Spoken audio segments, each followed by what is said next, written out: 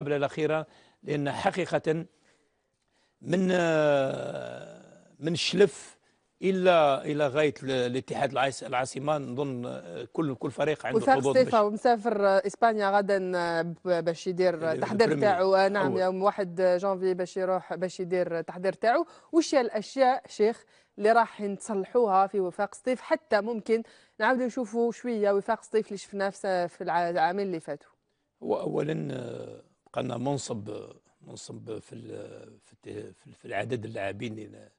احنا نتمناو لا يقدروا المسيرين يجيبوا راس حربة يعني في اعلى مستوى، افريقي يعني. اما جزائري اما افريقي، ولكن صعب باش تجيب جزائري طبعا حسب الظروف. نظن لان كاين دي بيست احنا هيدا من بعد ولا ذهاب تاع وعديه يعني عوديه؟ عوديه يعني حقيقه كان فراغ مشكل، كبير. فراغ كبير في في مكان راس حربة. نظن هذا شيء ضروري. حاجه ثانيه، لازم عمل كبير يعني صراحة. وش لاحظت أنا خاصة في اي الخمسة جانب؟ يعني من الناحية التكتيكية أولا، ومن الناحية النفسية، أن لازم مجهود كبير من طرف اللاعبين باش يرتفعوا المستوى، خاصة من الناحية الجماعية. نعم. محمد، كاين مولودية الجزائر اللي البارح تعثر، لكن التعثر هذا كان مأساوي في بلوغين. الناس زعفت وكان هناك شتم، كان هناك ما الفرق دوكا في الجزائر ما عندهاش الدروات دير ماتش نول في بلوغين. سما شوف تكلمنا على المولوديه صافي بيان لونتون قلنا باللي المولوديه elle fait du yo-yo, elle n'arrive pas à enchaîner منذ ما جاء بوعلي كمان ils ont enchaîné. باسكو كانت مقابله تاع كاس في الوسط نعم. مع فريق اللي ما عندوش المستوى، وهذا اللي خلاه باش دار 3 ماتش دو فيكتوار. نقول باللي سي سا البروبليم تاع مولوديه. سي اون فو اتر كونكورون شامبيون لازم نديروا تكون اون كونتينياسيون اون ديناميك دو فيكتوار انتيريسون. اليوم شوفوا المولوديه باللي تربح 2 ماتش ابري فيها ان فوبا. زيد نحسوا باللي الفريق يلعب تحت ضغوطات كبيره، عنده ضغط كبير في بلوغين تاع الجمهور. وهذا راجع نعرفوا باللي المولوديه بو با اتر صادير ان بو جوي كو بور لو تيتر. صح. سي ان غران كلوب عندها الجمهور، وهذا اللي يخلي الجمهور كل عام يطمح باش يلعب على الادوار الاولى. زيد المولوديه عندها دي جوار بور كو تجوز سنه وتلعب على البطوله. المشكل تاع المولوديه نقول دابور سي بسيكولوجيك. ils sont sous pression, ils n'arrivent pas à enchaîner.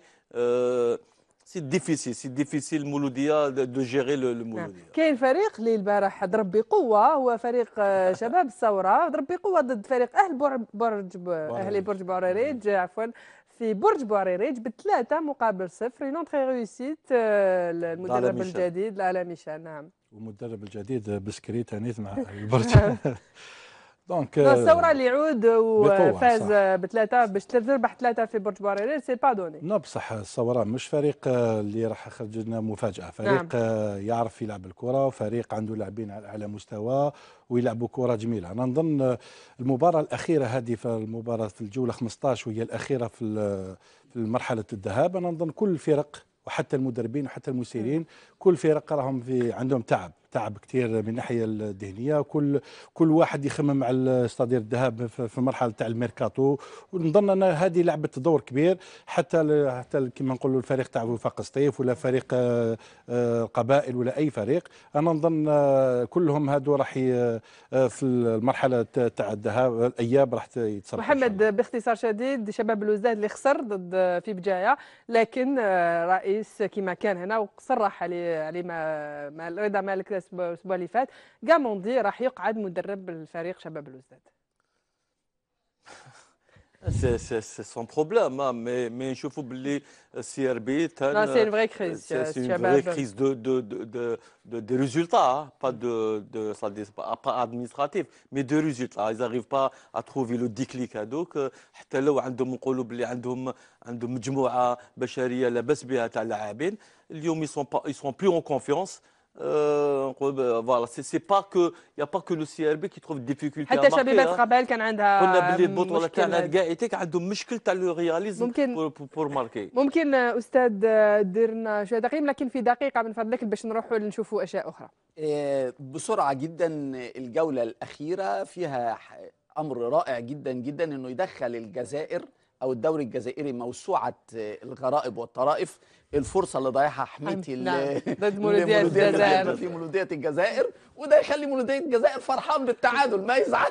كانت هدف حاجة بسرعة جدا. مسيو محمد شويب قضي لا بريسيون، اتكلم عن ضغوط الجماهير اللي بتؤثر سلبا على مولودية الجزائر. أنا عايز أقول إن نحن لم نعرف حتى الآن ثقافة الإعداد النفسي. نعم. إلى الآن. صحيح. شيء مش مفقود، ده شيء مرفوض.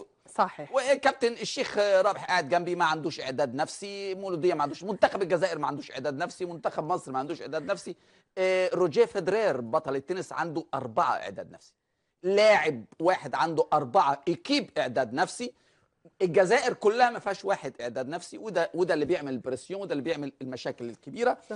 كابتن زهير قال ان في تعب شديد نفسي ذهني على اللاعبين في الجوله الاخيره. يبقى احنا بنخرج من كده، لازم الفريق الجزائري، اي فريق جزائري، يتعاقد مع اعداد نفسي مش طبيب نفسي.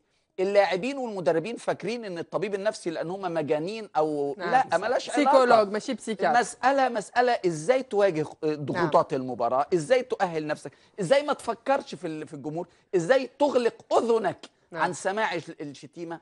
هي دي النقطه اللي بدور عليها. شكرا استاذ، شكرا المحللين تاعنا. نروحوا الان ونتكلموا على فريق الوطني والخرجه الجديده تاع فايدا ايلوزيتش في قناه فرانس 24، ونتكلم على اشياء كثيره. تابعوها معنا ونعاودوا نولوا للنقاش.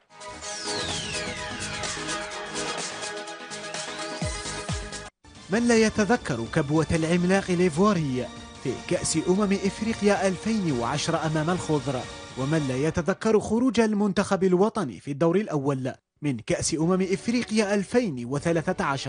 كلا المنتخبين كان على رأسهما مدرب واحد، إنه وحيد خليلوزيتش. صحيح أنه مدرب محترم وقدير، لكنه لما يتعلق الأمر بالمنافسات القارية والعالمية يتحول إلى مدرب صغير، وتصريحاته التفاؤلية تتحول إلى انهزامية، فتصبح أقرب للهزيمة أكثر منها إلى الانتصار.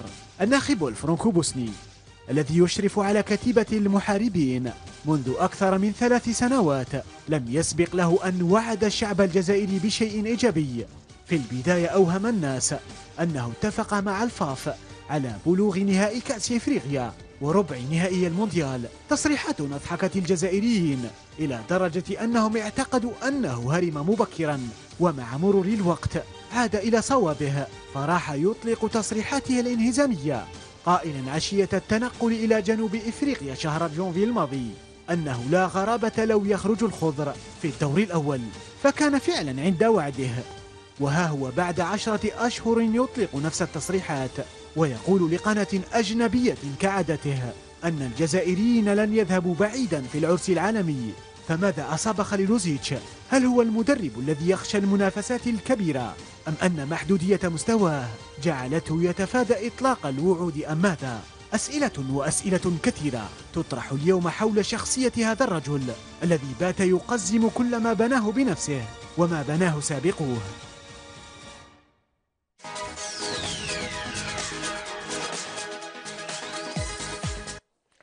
محمد، فايدا ايلوزيتش كيما عادتو بيان سور في قناه اجنبيه اللي ديسيدا باش يتكلم، وهالخطره راح شويه بعيد وين يقول باللي كي نسمع باللي الجزائريين يحبوا يروحوا للدور الثاني نضحك. سي لي ديكلاراسيون بون حنا كصحفيين ممكن ما ياثروش علينا، لكن سو جور دو ديكلاراسيون هل ممكن ياثروا على اللاعبين 6 أشهر قبل؟ اسكو سا فا با لي ديموتيفي يسمعوا المدرب تاعهم يتكلم هكذا؟ Peut-être parce que le joueur va dégager l'image de l'entraîneur تاعو.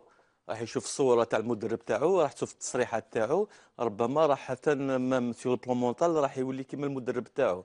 مي نقول باللي سي ديرني طون الي لوديك ربما ما عرفتش لو تخي كومبورتمون تاعو الديكلاراسيون تاعو خلاوه باش ربما كانت عند المحبه تاعو اللي كانت عند الانصار صح. ربما بدات البوبولاريتي تنقص، تاعو حتى نقصت عند شويه. المسؤولين تاعنا ربما كان عنده قدر عالي، دوك ولا ربما راه توشا حتى في القدر تاعو. دونك نقول إلي بارتي اون غير افيك تو الموند، افيك تو الموند، مع الصحفيين، مع اللاعبين، مع الجمهور، مع المسؤولين تاعنا، افيك سي ديكلاراسيون كاع. نقول باللي حتى لو اليوم شوف اليوم دوكا الشارع تاعنا شارع الجمهوري يعرف يقيم المستوى تاع الفريق الوطني. حنا على بالنا باللي نلقاو صعوبات باش نتاهلوا للدور الثاني. المدرب هذا هو ثاني على باله باللي سي ديفيسيل دو باسي دو حقيقه هذه، يخليها ليه ما يصرحش بها. خلي الصحفي، خلي التقنيين هما اللي يصرحوا بهذه. مي دير ماتنون كو سا فا توشي لي جوار ولا جو بونس با كو هاد المشاكل اللي راه صاير بين لي ديكلاراسيون لي كومبورتمون تاع المدرب راح ياثروا على نفسانيا على اللاعبين. نقول ما كاش منها باسكو علاش نقول لك شوفي اسمع موش تي جوار اي جو كومبرون سا لو يروح علي روديك لو روا اي مور فيف لو روا فهمتي. اللاعبين راح يقعدوا والمدرب راح يروح بيان سور. مي وشنو المشكل دوكا كو انا نقول il nous reste 6 mois pour la Coupe du Monde. لازم المدرب لازم يسو كونسونتر سور لا بريباراسيون تاع ليكيب تاعو، يحضر الفريق، يلقى خاصه يلقى لي موان نيسيسير pour donner à cette équipe une qualité de jeu اللي راح تخليه ربما باش يجوز رتوتال. انت كنت مع فريق وطني وزهير تاني كان مع فريق وطني. انا تبعت فايدايلوزيتش قبل مقابله تصفويه دائما يقول نروح باش نربح في بوركينا فاسو في رواندا نروح باش نربح، لكن غير يوصل لان تورنوا طويل شويه يبدا يغير في التصريحات تاعو. قبل جنوب افريقيا وقيل جو سي با نحس قصيه جوستومون زهير يبدا يقول مثلا في جنوب افريقيا ما تلوموناش لو كان ما نتكاليفياوش في هنا ما نقدروش نتكاليفياو. وعلاش هذا التغيير مفاجئ اللي يكون قبل مقابله تصفويه يكون عنده فريمون ان ديسكور تري اوبتيميست وكي توصل لدوره كبيره يغير كاريمون اللونغاج تاعو. سي سا كي في لا ديفيرونس انتر ان بون جوار et un joueur moyen, un grand entraîneur et un entraîneur moyen. Donc un entraîneur qui ne sait pas gérer mais يعرفش يسير الضغط تاع المباريات ولا الضغط تاع كاس العالم، انا نظن كاين راح يكون مشكل. التصريحات كلها تقول الفريق الجزائري ما نظنش بلي راح يتاهل الدور الثاني، ومن بعد يتكلم على الجزائر اضعف فريق، ومن بعد يتكلم على الانجازات تاع الجزائر من قبل ما يجي السي حليلوزيتش. انا نظن حتى التصريحات تاعو الا ديباسي لي ليميت. انا نظن هذه انا ليا كشخص كاين اشياء اخرى راهي في الذهن تاعو من باش اللي تون تران دو بريباري كيكو شوز. انا لان مدرب اللي حيحضر فريق لكاس العالم وعنده اهداف مسطره من عند الاتحاديه باش ينجزها، ويبدا يتكلم ويبدا يقول اشياء اللي ما عندها حتى علاقه، ويدنا اشياء اللي ما كانش فيها هو. انا نظن فيه هنا اشياء لازم هو يراجع الحسابات تاعو، ولازم المسؤولين لازم يحطوه في المكان تاعو، ولازم يعرف القيمه تاع الجزائر ويعرف القيمه تاع العالم الجزائري. استاذ علاء صادق، ممكن عندك تعقيب على وش فايدايلوزيتش وتصريحات اللي فاجأت الشارع الجزائري؟ اولا تصريحات المدربين عموما نوعان، هناك تصريحات للخداع وهناك تصريحات بالصدق.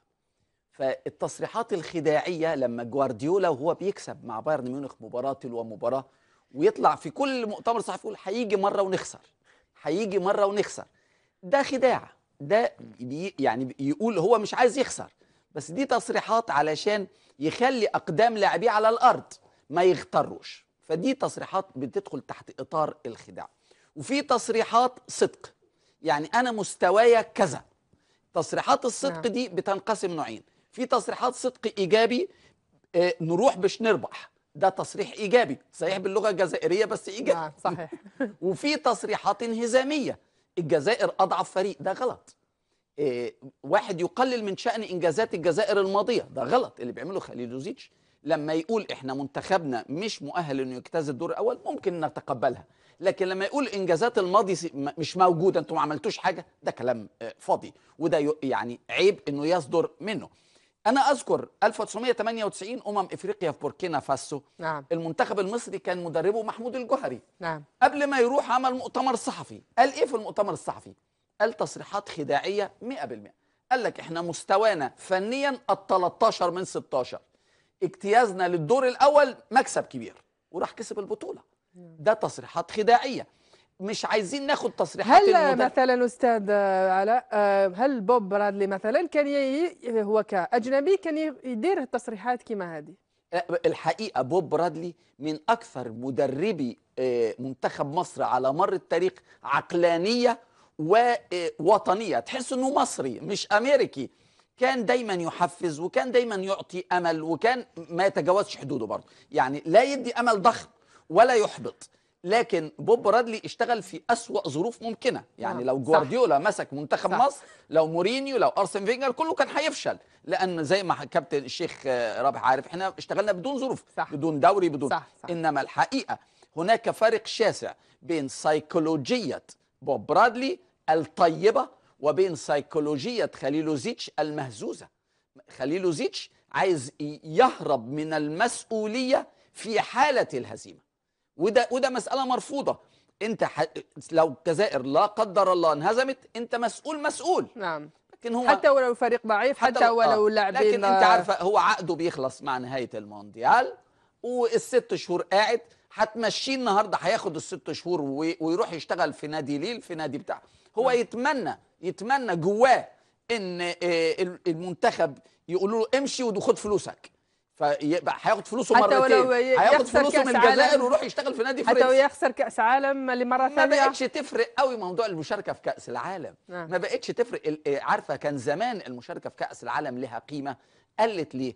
لأن النهاردة مثلا دوري أبطال أوروبا أكثر أهمية من كأس العالم في المشاهدة. ليه؟ لأنه طويل، كأس عالم شهر. دوري أبطال أوروبا هو لما يروح يدرب النهاردة نادي باريس سان جيرمان، يدرب نادي بوردو، يدرب نادي ليل، يدرب نادي مارسي، هو موجود في الإعلام وفي الأضواء كل أسبوع. أستاذ، لو مثلا بوب برادلي كان في مصر كان يفضل في كل مرة يتكلم مع الصحافة الأمريكية وما يتكلمش مع الصحافة المصرية، أنت كإعلامي مصري وش كان يكون رد فعل؟ احنا نعرفوا أن الإعلاميين المصريين هم نقداء كثير. لا، الحقيقة بوب برادلي كان عاطي موعد شهري للحديث. نعم. وده شيء يجب أن تحترمه. أنت المدرب بتاع المنتخب غير مدرب النادي، المباريات الدولية محدودة طوال العام، فمرة شهريا لمؤتمر صحفي موسع ده شيء طيب جدا. الصحفي المصري عايز المدرب لما يصحى من النوم، يعني بوب برادلي بيصحى من النوم الساعة 8 لازم يفتح موبايله ويرد عليه، او بوب برادلي هو اللي يتصل بيه. هو نفس الشيء في الجزائر، نفس الشيء. فده شيء مرفوض. نعم. طبعا. نعم. شيخ، احنا شفنا، هل انا سؤال حبيت نطرحه لك كناخب وطني سابق، هل هذا وش راهو يحدث في الفريق الوطني، وش راهو يحدث هذا الكلام كامل مش ما راحش ياثر على تحضيرات الفريق الوطني؟ ممكن كاين هناك، راح تكون هناك مقابله تحضيريه يوم 5 مارس ضد سلوفينيا، كي نسمعوا الحديث هذا دائما نفس الحديث، هل ما راحش ياثر ممكن حتى ولو من بعيد على تحضيرات فريقنا الوطني؟ هو اثر على الجمهور بصفه عامه، لان هذا كان يعني نمشي في يعني مأثر كثير. الجمهور متاسف ويقول لك وش باغي هذا هنا يومين، ونظن هذا شيء مش شيء جميل. لان شوفي الحقيقه احنا تاهلنا مره ثانيه متتاليه للكاس العالم. المفروض مزياد ما عندوش كاس افريقيا، مرتاح، عنده 6 شهور امامه، عنده مقابله وديه في شهر 3، يركز على ذوك البرنامج او حده، يركز على اللاعبين باش يتبعهم وخلاص. هو رايح لكاس العالم وزيد، هو راح يمشي اول مره كمدرب لكاس العالم، ركز على العمل. لماذا تنتقد انت بلد اللي راهي مستضافتك ومقيمينه وهذاك يظل يسب في الناس كل هذه مش مليحه. انا البارح برك كي جيت في الطريق من سطيف، وقفت في محطه تاع البنزين، اللي جا ضربوا بيا الشعب نفس الكلام. وش به هذا؟ واش راهو يدير هذا؟ يعني الناس كل يحسوا باللي قال لك هذا. ما يعني الناس راهم مدمرين عليه، ماوش فاهمين وش الكلام هذا، الكلام الزايد. هو راهم راهو باش يخدم مرتاح، كما راهو يقولوا مرتاح وصل بارتياح. زيادا شوفي حاجه ممتازه جدا. ما درنا واش كيما كوت ديفوار قال هذا، زدنا ركزنا وزدنا طالبين رئيس الاتحاديه طالب باش يزيد يمدد له، ولا باغي هو لا مسيو باغي باش يمدد له سنه اخرى، ولكن هذا دخل علينا كل، ودخل خاصه على رئيس الاتحاديه ولا كل شيء. محمد، قبل ما نروحوا نشوفوا جوستومون راهي الشارع الجزائري على فايدا ايلوزيتش، كاين اون فراز اللي دارت لو بوز في هذيك الانترفيو تاع فرانس 24، وانه قال لك انايا شي با ان موتون، انا ماشي كبش باش ندير كاع واش يقولوا لي. احنا نظن باللي واحد ما طلب منه يدير واش يقولوا له، لكن اكد بصفه غير مباشره بان هناك خلافات بينه وبين رئيس الاتحاديه. سي نورمال. انا ماشي غير خلافات، كاين دي مومون كي لاغيف il a osé dire que هو ما راهش كبش باش يسمع كاع المقال تاع المسؤولين تاعو. انا نقول كما قال سرار على بور لانتيري دو بيي لازم تكون كبش الفريق الوطني. محمد فايدا ايلوزيتش، ممكن كلام كثير راح يكون عليه ان شاء الله. نتمنى ان فايدا ايلوزيتش يعود الفايد اللي عرفناه قبل ما تكون هناك دورات، ويكمل يحضر الفريق في احسن ما يرام. بعد فايدا ايلوزيتش كان لنا شروق تي في حديث مع محمد امين عوديه، اللي راهو في عطله هنا في الجزائر جاي يشوف العائله. محمد امين عوديه اللي كمل احسن هداف تاع فريقه دينامو دريسد ب6 اهداف. تابعوا معنا مقتطفات من هذا الحديث.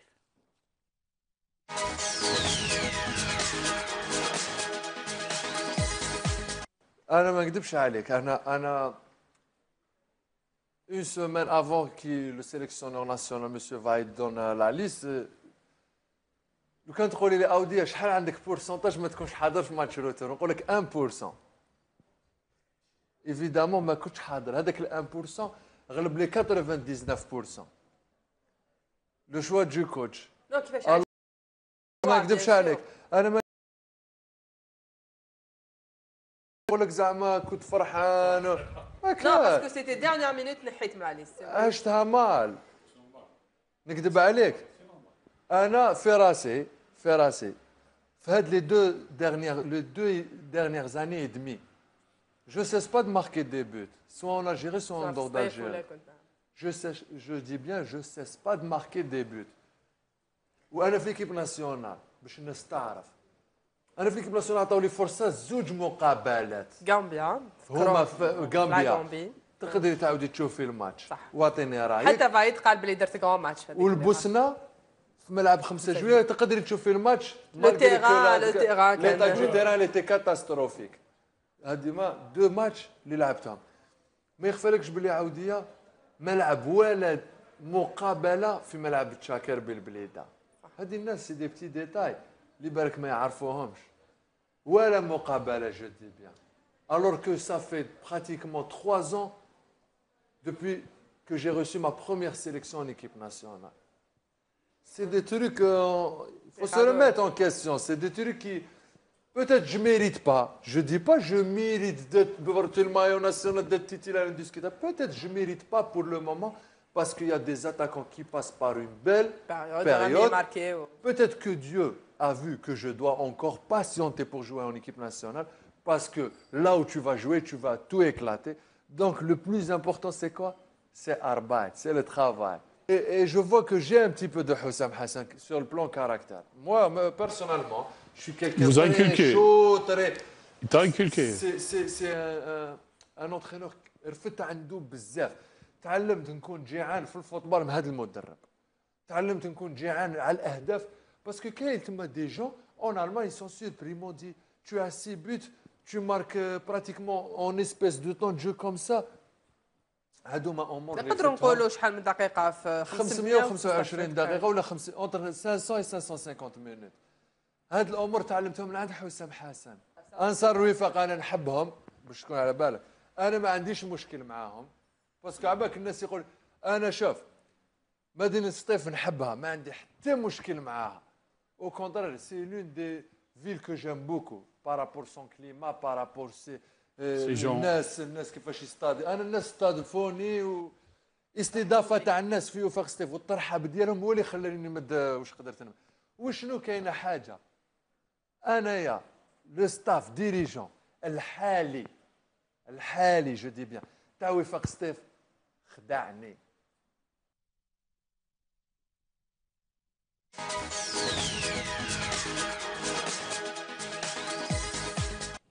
زهير ممكن تعليق على عودية؟ خدينا مقتطفات فقط لأن الحوار جاز كلية على قناة شروق تيفي. تكلم على الفريق الوطني وعلى لو فات اللي عاش مال بزاف عدم استدعائه في المقابلة الأخيرة، خاصة وأنه كان يسجل أهداف. كي نشوفوا خاصة احنا كإعلاميين كي كان لاعبين ما لعبوا حتى دقيقة مثلا وكانوا مستدعين وهو ما تكونفوكاش. شوفي عودية معروف بالصراحة تاعو ومعروف بالاحترافيه تاعو، استضفناه هنا في بلا ما ندخلوا في اختيارات مدرب لانه هو حر محترف، حتى التصريحات تاعو اللي تي بروفيسيونيل اللي تي كوريكت. نظن الكلام اللي قالوا كل كلام اللي واحد يسمع يتقنع بالكلام تاعو، لانه كان موضوعي يتكلم على الفتره اللي كان عاشها، الفتره الحساسه هذيك، المباراتين اللي عطاو له كما يقول لكم ستادير اون شانس باش يبين الامكانيات تاعو. انا نظن العوديه غني عن التعريف، لاعب الحمد لله حتى الان راه في الفريق تاعو متصدر الاهداف. المرحله هذه اللي الفتره اللي فاتها كانت فتره حساسه شويه وصعبه لقاسته، لان كان لكن هو في عمره 26 سنه 26 ممكن سنه، وان شاء الله كما يقول لك نتمناو من هاد اللاعبين يكون في القائمه اللي يروحوا كاس العالم ان شاء الله. أستاذ علاء، كان هناك كلام على حسام حسن لاعب اللي أثر كثير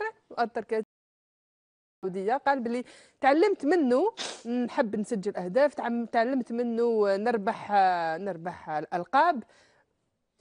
قبل ما أتكلم على عودية وحسام حسن أقول إن محمد أمين عودية أفضل لاعب في العالم في استخدام لغة الجسد في الحديث.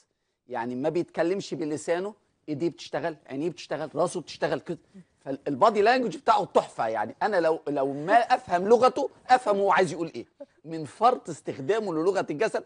لو بيستخدم مهاراته زي ما بيستخدم لغه جسده كان زمانه زي ميسي ورونالدو في الكلام. لكن حسام حسن الحقيقه كلاعب وكمدرب اكتر واحد في تاريخ الكره المصريه متحمس، موتيفي على طول في اي وقت. هو لاعب موتيفي وهو مدرب موتيفي، يعني سبحان الله. فما يقول عودية على تأثير حسام حسن عليه في مجال التحفيز صحيح 100%. حسام حسن للأسف فقير فنيا، يعني لم يدرس التدريب وما حصلش على مؤهلات تخليه يواكب براعته في التحفيز وفي الإعداد لبراعته في التدريب. وأنا أعتقد أن حسام وهو الآن مدير فني لمنتخب الأردن لو تفرغ لمدة عام واحد فقط، عام للدراسة في مكان محترم، هيعود واحد من أفضل المدربين وهيبقى له تأثير، وممكن يجي الجزائر وممكن يروح حاجة. قبل ما أخلص عايز أسأل بس شيخ سعدان سؤال واحد يجاوب عليه بصراحة. لما حضرتك وقفت في محطة البنزين والتف حواليك الشباب، بعد ما مونت العربية وانت ماشي دفعت ولا قالوا لك بلاش؟ لا يدفع. انا ده اللي عايز اعرفه بس. دفعت خلاص ما طلعوا مش كويسين. اوكي، راح نشوف الان احد الاحداث اللي صنعت كرة القدم في 2013، لان السنة بقاو عليها 3 ايام وتروح علينا 2013 وتجي سنة جديدة ان شاء الله تكون تجيب لنا الخير. شوفوا معنا وش هي الاحداث اللي لا ماركي هذا العام.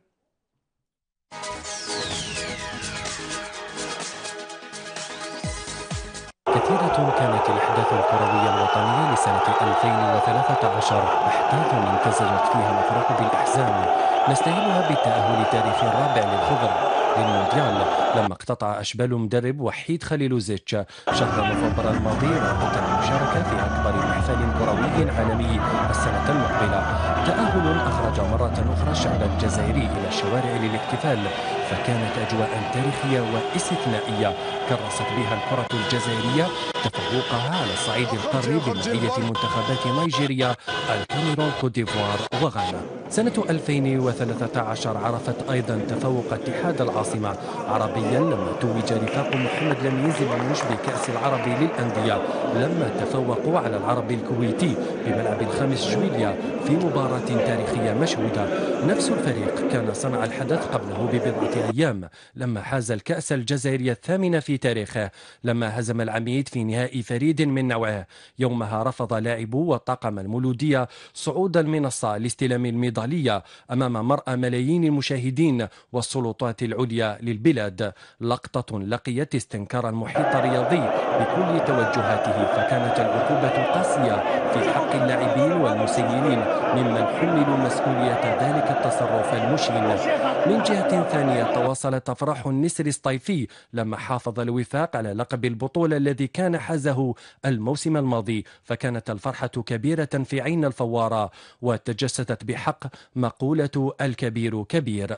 طالما أن أبناء الهضاب ينالون دائما نصيبهم من الحصاد مهما كانت الظروف، وحتى وإن كانت أفراح الفوار كبيرة فأحزانها أيضا كانت كذلك، حيث لا زال الجزائريون يتذكرون بمرارة رحيل شيخ المدربين عبد الحميد كرمالي يوم 13 أفريل المنصرم، تاركا وراءه رصيدا لا ينسى من الإنجازات، ويكفيه أنه المدرب الذي أهدى الجزائر الكأس الإفريقية الوحيدة. أحزان كرتنا تتواصل بتواصل الأحداث، فصنع ملعب الخامس جويليا الحدث شهر سبتمبر المنصرم لما سقط جزء من المدرجات رقم 13 مخلفا وفاة شابين بريئين سفيان وسيف الدين، حادث أعاد فتح ملف واقع الهياكل الرياضية في الجزائر. ومن بين النقاط السوداء الأخرى في مشوار كرتنا هذه السنة الخروج المبكر للمنتخب الوطني من نهائيات كأس إفريقيا التي جرت فعاليتها في جنوب إفريقيا، إخفاق أغضب الشعب الجزائري الذي راح يطالب بالتغيير الإيجابي، فكان التدارك سريعا فخطف الخضر تأشيرة المونديال بكل جدارة واستحقاق.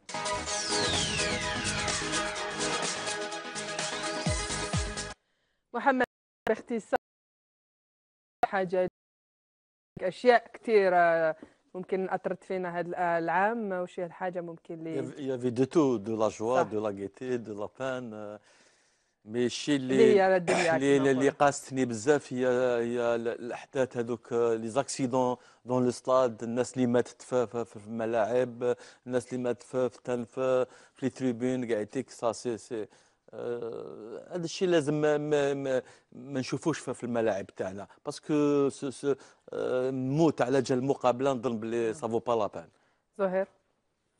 والله الرحيل تاع شيخ المدربين الشيخ عبد الحميد كرمالي الله يرحمه، الله يرحمه ويسع عليه. انا نظن الجزائر ضيعت مدرب كبير.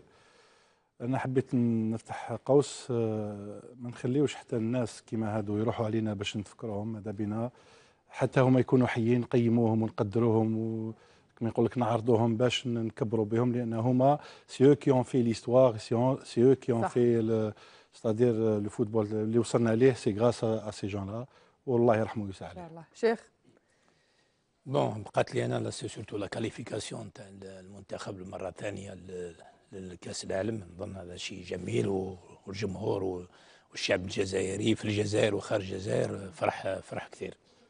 أستاذ علاء، أنا ممكن في آخر الحصة نطرح لك سؤال اللي ما كاش عندي الحظ نطرحه لك في الحصة، وهو غياب المنتخب المصري في كأس العالم 2014. كاين جيل تاع لاعبين ربحوا كؤوس إفريقية كثيرة، وكانت هناك خسارة غير منتظرة حتى هنا في الجزائر، كنا كما نقولوا شوكي لخسارة الفريق المصري، لكن لما نعرفوا الأحداث والبطولة اللي ما عايش تلعب في مصر ممكن احنا نتفهموا. انتم كإعلاميين كيفاش تلقيتوا خسارة تاع مصر وعدم تأهل الفريق المصري للمرة الثانية على التوالي، لأن كنتوا تستناو فريمون كنتوا تستناو في هذا التأهل؟ خروج منتخب باختصار مصر شديد من فضلك خروج أستاذ. منتخب مصر من المباراة الفاصلة أمام غانا كان أمرا متوقعا بنسبة تزيد عن 90%. منتخب غانا فرديا أفضل من منتخب مصر، كلاعبين محترفين في أندية أوروبا الكبرى أساسيين في أنديتهم أكثر جدا من منتخب مصر، انتظام كرة القدم في غانا أكثر منها في مصر، كل شيء كان لصالح منتخب غانا ضد منتخب مصر، والخروج كان طبيعي. لكن منتخب مصر حزن لأن الإعلام في مصر أوهم الجمهور بالخداع وبالغش أن مصر مؤهلة للتأهل. كنا أضعف من غانا وخسرنا خسارة متوقعة. أستاذ نشكرك جزيل الشكر اللي كان حضورك معنا. كان هناك غيمون سيتي تخي تخي طبعا حصة وين ضحكنا فيها بزاف وتعلمنا فيها بزاف. أيضا دكتور نعرف أنت كاتب، أيضا كاتب أكثر من 60 كتاب في مصر وصحفي منذ 30 سنة. نشكرك على حضورك. نشكر أيضا محللينا، يعطيكم الصحة علي كنتوا معنا اليوم كما كل يوم. نشكركم أيضا أنتم مشاهدينا. نشكر في هذا آخر السنة هذه كامل اللي موالفين يخدموا في هذه الحصة، من فريمون لو بلو بوتي دي تكنيسيان حتى المخرج بيان سور، كامل الطاقم الصحفي اللي شاك فوا يعد لكم هذه الحصة، وعلى راسهم رئيس تحرير مدير شروق تيفي اللي يعطاني الفرصة أيضا، وحتى سمير بوجاجة المشرف العام باش نكون معاكم كل يوم أحد. في نهاية هذه الحصة كان هناك مفاجأة. أنا مع رمال